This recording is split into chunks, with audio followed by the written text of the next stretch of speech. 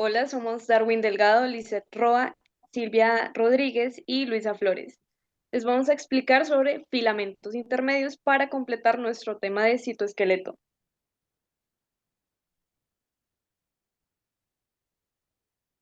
Les voy a dar una breve introducción de lo que se trata de filamentos intermedios. Entre las funciones que tienen los filamentos intermedios son las de proveer un soporte mecánico a células sometidas a cierta tensión. Estos filamentos poseen diámetros entre 10 nanómetros y 12 nanómetros. Se difieren de los filamentos de la actina, que tienen unos 7 nanómetros de diámetro, y los microtúbulos de 25 nanómetros. Se les llaman filamentos intermedios, pues estos se encuentran en el rango entre 7 y 25 nanómetros, que es el diámetro de los filamentos de la actina y los microtúbulos. Los filamentos intermedios no están directamente implicados en los movimientos celulares y una principal característica de ellos es que lo poseen la mayoría de los animales multicelulares, aunque algunas bacterias contienen proteínas de ellos relacionadas con los filamentos intermedios eucariotas. Eh, los filamentos intermedios están ausentes en levaduras, plantas y algunos insectos. Algunas de sus propiedades son las de que normalmente estos no son muy rígidos, pero se endurecen y resisten a la rotura cuando se someten a altas tensiones. Algunos tipos de filamentos son los filamentos de la queratina, las láminas nucleares y los neurofilamentos. Siguiendo con el tema, los filamentos están compuestos por diversas proteínas que expresan en distintos tipos de células. Actualmente se encuentran identificadas más de 70 proteínas de los diferentes filamentos. Se encuentran clasificadas en 6 grupos en función de las similitudes de las secuencias de los aminoácidos. Los tipos 1 y 2 corresponden a 2 grupos de queratinas, que se expresan en las células epiteliales. Cada tipo de célula epitelial sintetiza al menos una queratina de tipo 1, es decir, ácida, y una de tipo 2, que quiere decir que es neutra o básica. Algunas queratinas de tipo 1 y 2 se denominan queratinas duras, que son las constituyentes del pelo, las uñas y en los animales los cuernos. Y las otras queratinas de tipo 1 y 2 son las queratinas blandas, que son abundantes en el citoplasma de las células epiteliales. Las proteínas tipo 3 de los filamentos intermedios incluyen a la pimentina, que se encuentran en diferentes tipos de células, incluyendo los fibroblastos, células del músculo liso y glóbulos blancos sanguíneos. A diferencia de los filamentos de actina, la bisentina forma una red que se extiende desde el núcleo hasta la periferia celular. Otra proteína tipo 3 es la desmina, que se expresa de manera específica en las células musculares, es decir, donde se conectan los discos Z de los elementos contráctiles individuales. Y una tercera proteína de los filamentos intermedios se expresa de forma específica en las células giliales. Aquí podemos ver una imagen de cuáles son las células giliales. Una tercera proteína de estos filamentos se expresa con soporte neuronal.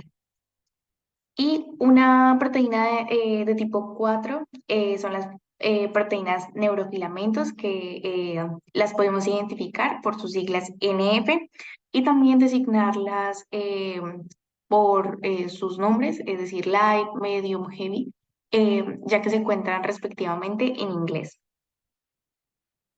Y por último tenemos una proteína de tipo 4, que es la nestina, que se expresa durante el desarrollo embrionario en varios tipos de células madres.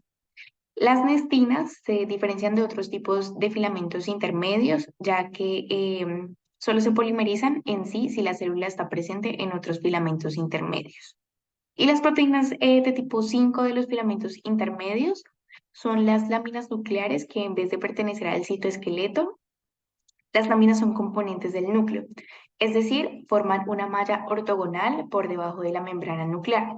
Aquí podemos ver claramente una tabla donde está un poco más específico lo que acabamos de explicar, donde se encuentra la proteína y el lugar de expresión. Bueno, el ensamblaje de los filamentos intermedios. Aunque hay una diversidad en el tamaño y en la secuencia de los aminoácidos, las diferentes proteínas de los filamentos intermedios tienen una organización estructural común. Todas tienen un dominio en alfa hélice como eje central de aproximadamente 310 aminoácidos.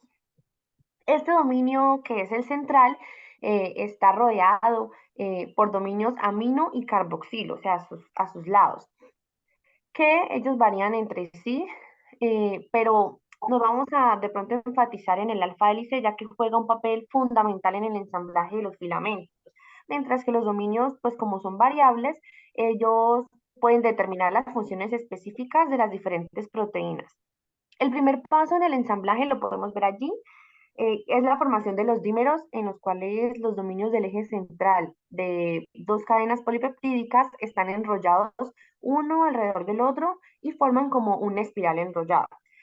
En el siguiente, los dímeros entonces se asocian de un modo escalonado antiparalelo para formar tetrámeros que se ensamblan extremo con extremo para formar protofilamentos. Un paso común es la interacción de aproximadamente 8 profilamentos enrollados, lo que hace, lo que forma una estructura similar a una cuerda, que ahí lo podemos ver. Debido a que el ensamblaje se produce a partir de tetrámeros antiparalelos, ambos extremos de los filamentos intermedios son equivalentes. Esto, a diferencia de pronto de los filamentos de actina y de los microtúbulos, los filamentos intermedios son aporales y no tienen extremos diferenciados como los extremos protuberantes y puntiagudos de los filamentos de actina. El ensamblaje de los filamentos requiere interacciones. Es algo muy importante para los ensamblajes. Eh, por ejemplo, los filamentos de la queratina siempre se ensamblan a partir de heterodímeros que contienen un polipéptido de tipo 1 y otro de tipo 2.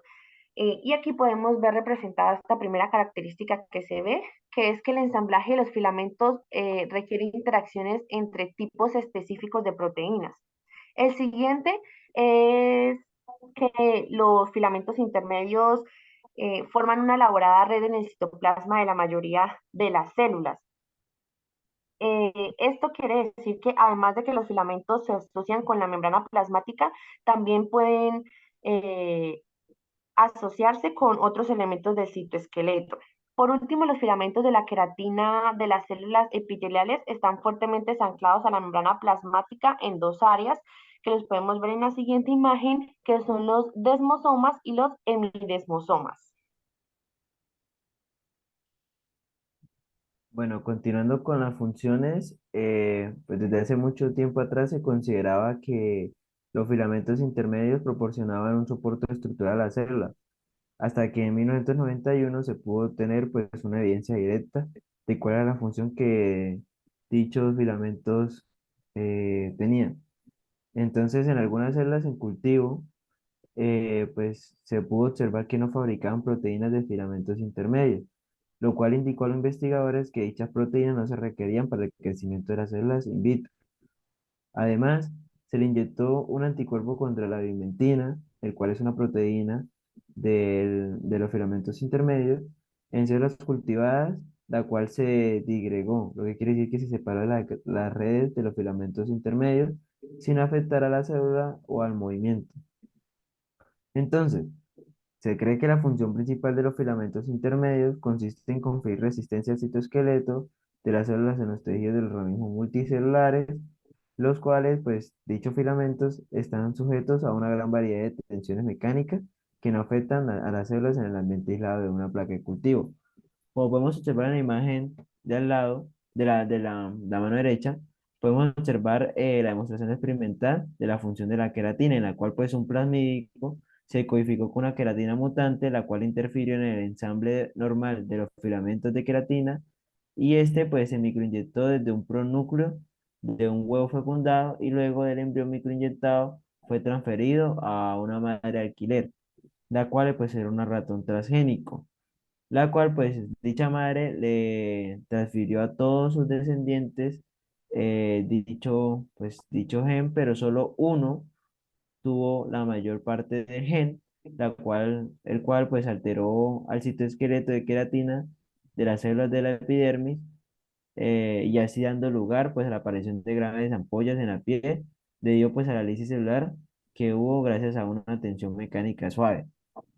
Continuando con el experimento de la bióloga molecular estadounidense Elaine Fox, que actualmente tiene 22 años, la cual pues gracias a este experimento y junto a sus colaboradores demostró que la expresión de una queratina mutante en ratones transgénicos no solo alteraba la red de los filamentos intermedios en las células de la piel, sino que también desencadenaba defectos severos en la organización y estabilidad del tejido. Entonces, dicha investigación pudo darle a los filamentos intermedios el primer papel importante fisiológicamente, como lo podemos observar en la imagen de al lado, de la derecha, en la cual la primera nos muestra pues la piel de un ratón normal, en el cual pues se muestran las capas externas altamente organizadas, sin espacios intermedios entre el tejido intacto subyacente. Mientras que en la imagen número 2 tenemos a la piel de un ratón transgénico, en el cual podemos observar una severa desorganización de las etapas externas, la cual contiene espacios debido a elaboración por los traumatismos mecánicos y la cual se encuentra separada por el tejido subyacente. Esto lo podemos ver observado o señalado con las flechas que se encuentran en la imagen inferior. Y pues dicha investigación le dio a la medicina un gran aporte, pero se complementó con estudios posteriores, la cual demostraron que las mutaciones en otras queratinas eran responsables de otras enfermedades congénitas de la piel, la cual pues su primera característica era muy similar, ya que pues su fragilidad normal era, pues se caracterizaba en las células epidérmicas.